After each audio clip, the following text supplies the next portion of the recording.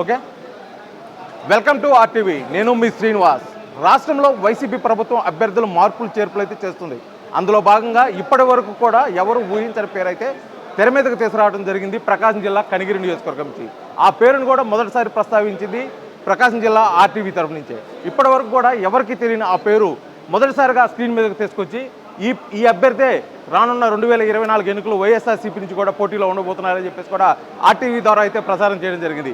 ఆ అభ్యర్థే మనతో పాటు ఉన్నారు. దద్దాల నారాయణ, వైఎస్ఆర్సీపీ అభ్యర్థి కనిగిరి నుంచి మనతో పాటు మాట్లాడేదానికోసం ఉన్నాడు. రానున్న 2024 ఎన్నికలకు ఏ విధంగా ముందుకెళ్ళబోతున్నాడు, ఇక్కడున్న సమీకరణాలు ఏ విధంగా క్రోడీకరించుకోబోతున్నారో కూడా వారి మాటలో అడిగి తెలుస్తున్నాం.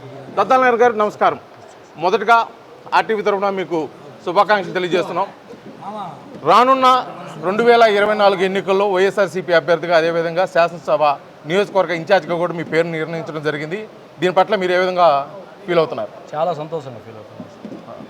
బడుగు బీసీ వర్గాలకు చెందిన మమ్మల్ని సీఎం జగన్మోహన్ రెడ్డి గారు సామాజిక ఒక స్పృహతో ఎస్సీ బీసీ మైనార్టీ సోదరుల కింద ఒక ఆలోచనతో బీసీకే కేటాయించి మళ్ళీ బీసీకే ఈ సీట్ని ఇవ్వడం చాలా సంతోషంగా ఫీల్ అవుతున్నాను.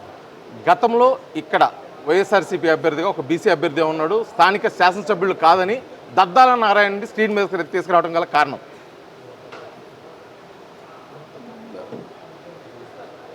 ఇక్కడ నేను లోకల్గా అందరికీ 2007 నుంచి సుప్రసిద్ధుడిగా ఉన్నాను. అందులో భాగంగా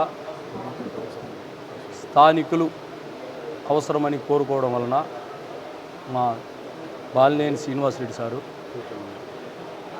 మమ్మల్ని రెఫర్ చేయడం జరిగింది. ఆ యువత కోటాలో యువకులకు కొంతమందికి టికెట్లు ఇవ్వాలని సీఎం జగన్మోహన్ రెడ్డి గారు చెప్పడం వలన ఆ విధంగా మమ్మల్ని సూచించడంతో సీఎం జగన్మోహన్ రెడ్డి గారు 1-to-1 మాట్లాడిన తర్వాత మమ్మల్ని ఒక గుర్తించి ఇన్ఛార్జిగా ప్రకటించడం జరిగింది. జడ్పీటీసీగా ఉన్నప్పుడు మీరు బాధ్యతలు అయితే, ఇప్పుడు శాసనసభ నియోజకవర్గ ఇన్ఛార్జ్ అంటే పెద్ద బాధ్యతలు. రాబోయేది 2024 ఎన్నికలు రాష్ట్రంలో పోటాపోటీ జరుగుతున్నాయి. ఈ ఎన్నికలను ఏ విధంగా మీరు సిద్ధంగా పోతున్నారు? చాలా బాగా ముందుకెళ్తాం సార్. మా పెద్దలు మొత్తం 6 మండలాల ఎంపీపీలు, జడ్పీటీసీలు, మున్సిపాలిటీ ఎంటైర్ వ్యవస్థ, మా పార్టీ అన్ని విభాగాలు ఉన్న నాయకులు మొత్తం కలిసికట్టుగా సొంత నియోజకవర్గం వ్యక్తికి టికెట్ వచ్చిందనే ఉద్దేశంతో చాలా సంతోషంగా ఫీల్ అయ్యి అందరూ కూడా శాయశక్తురా ఈ 3 నెలలు కష్టపడి అహర్నిశలు కృషి చేసి గెలిపించుకుంటామని హామీ ఇవ్వడం జరిగింది. అందులో భాగంగానే మేము ముందుకు వచ్చి నిలబడటం జరిగింది. తెరచాటులో ఉన్న మీ పేరు దద్దాల నారాయణ పేరు స్క్రీన్ మీదకి రావడానికి అంటే నియోజకవర్గంలో దద్దాల నారాయణ వైఎస్ఆర్సీపీ ఇన్ఛార్జ్ అని పేరు తాడేపల్లిగూడెం ప్యాలెస్గా పలకటానికి ముఖ్య కారణం మాజీ మంత్రివర్యులు బాలినేని శ్రీనివాసరెడ్డి అని పేరు అయితే గట్టిగా అనిపిస్తుంది. దీని నిజమేనా? 100కి 200% నిజమండి. ఆయన చెప్పాడంటే చేస్తాడంతే. ఆయన చెప్పాడు, చేశాడు. మాకు మీ కనిగిరి నియోజకవర్గం మీరు అందరూ అడుగుతున్నారు కాబట్టి మీ లోకల్ వ్యక్తికే టికెట్ ఇస్తానని చెప్పాడు. సీఎం గారు బీసీకే ఇవ్వాలి అని సూచించారంట. సూచించడంతో వాసన గారు మమ్మల్ని గుర్తించి మళ్ళీ మాకే టికెట్ ఇవ్వడం జరిగింది. ఇక్కడ ఉన్న అనేక వైఎస్ఆర్సీపీలోనే కొన్ని గ్రూప్ రాజకీయాలు అయితే ఉన్నాయి. ఇప్పుడు కొంతమంది మిమ్మల్ని వ్యతిరేకిస్తున్నారు, కొంతమంది బుర్రా మొత్తం యాదవ్ సైడ్ కూడా కొంతమంది ఉన్నారు. ఇప్పటికీ అటు ఇటు జరుగుతున్న సందర్భంలో ఇటీవల కాలంలో మీరు బాధ్యతలు తీసుకుని మొదటిసారి నియోజకవర్గంలో అడుగుపెట్టిన సందర్భంగా చాలామంది అయితే మీ పక్కన కనిపించారు, మొన్న అటుపక్క ఉన్న వాళ్ళు. ఇటువంటి నేపథ్యంలో మిగతా శ్రేణులు కూడా ఏ విధంగా కలుపుకొని ముందుకెళ్ళిపోతున్నారు? అలాంటి అవకతవకలు ఈ నియోజకవర్గంలో ఎప్పుడు ఉండవండి.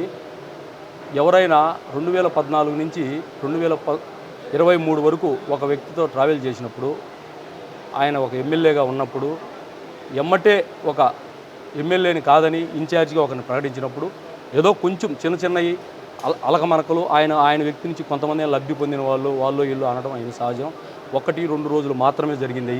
3వ రోజు నుంచి అందరూ మన లోకల్ వ్యక్తికి మనం అందరం కష్టపడి చేసుకోవాలని అందరూ డిసైడ్ అయ్యి ఈరోజు ఈ రకంగా అంగరంగ వైభవంగా స్వచ్ఛందంగా మేము ఎవరిని ఎక్కడ కూడా ఎలాంటి డబ్బులు గిబ్బులు లేకుండా చేస్తే స్వచ్ఛందంగా వచ్చి మేము ఊహించిన దానికంటే 2 రెట్లు జనాలు వచ్చి మమ్మల్ని మా రాకను జయప్రదం చేసినారు. చివరిగా ఒక ప్రశ్న, కనిగిరి నియోజకవర్గంలో గతంలో శాసనసభ్యుడిగా పనిచేసిన టీడీపీ అభ్యర్థి ప్రత్యర్థిగా ఉన్నాడు ముక్కు ఉగ్ర నరసింహారెడ్డి.